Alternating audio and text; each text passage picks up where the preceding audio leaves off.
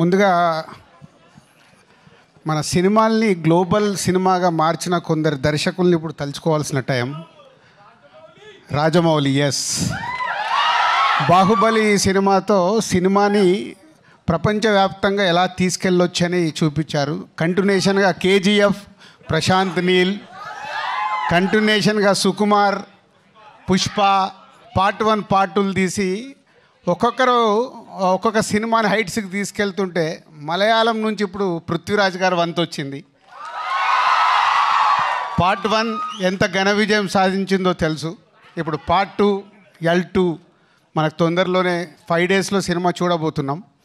So ముందుగా directors, నేను చెప్పాను కదా, ఒక సినిమాని ఎంత అద్భుతంగా విజువలైజేషన్ చేసుకుంటే అంత హైట్స్కి తీసుకెళ్ళవచ్చు. మలయాళం ఇండస్ట్రీ అంటే చాలా చిన్నగా కనిపిస్తుంది మనకు సౌత్ ఇండియాలో, కానీ అలాంటిది పార్ట్ 1 తీసినప్పుడే ఆల్మోస్ట్ 35-40 crores లూసిఫర్కు స్పెండ్ చేసి ఆ సినిమాని ఎంత బిగ్గా చేశారో మనకు తెలుసు.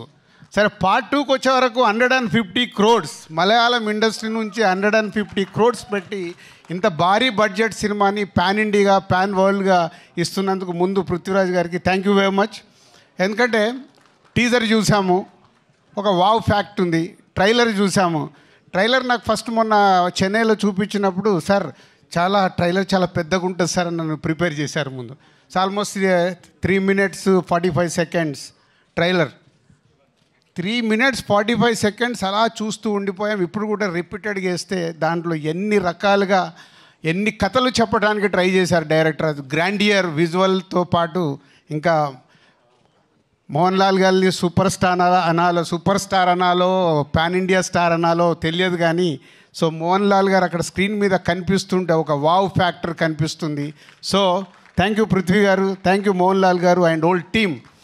సో 5 డేస్లో ఇంకొక 3 దర్శకుల పేర్లు చెప్పాను. 4వ దర్శకుడు కూడా పక్కన నిలబడబోతున్నాడు, పృథ్వీరాజ్ గారు. Is a pan India film. అన్ని లాంగ్వేజ్లో ఈ సినిమా సూపర్ హిట్ అయ్యి కనుక వర్షం కురిపించి 150 crores కాదు, నెక్స్ట్ వాళ్ళు 3 తీస్తే 300 crores ఫిలిం తీయాలని నేను ఆశిస్తున్నాను. Thank you very much. అంటే మనం ఎంత రెవెన్యూ వస్తుంటే అంత సినిమాల్ని పెంచుతూ మన దర్శకులు ఇవాళ వరల్డ్ వైడ్గా తీసుకెళ్లారు. ఒక చిన్న సినిమా కావచ్చు, మిడ్ రేంజ్ కావచ్చు, పెద్ద సినిమా కావచ్చు. సో మొన్న అక్కడ హిందీలో కూడా చూసాం, పార్ట్ 2 అని అంటే స్త్రీ తీస్తే 500 crores 600 crores కలెక్ట్ చేసేసింది. అంటే we have is a lot of potentiality. Right cinema ఇస్తే వరల్డ్ వైడ్గా మన ఇండియన్ సినిమాలు చూడటానికి ప్రేక్షకులు రెడీగా ఉన్నారు. లాంగ్వేజ్ ఇంకా లేదు, only global film. Indian cinema global అయింది. దానికి చేసిన దర్శకులందరికీ థ్యాంక్ యూ వెరీ మచ్.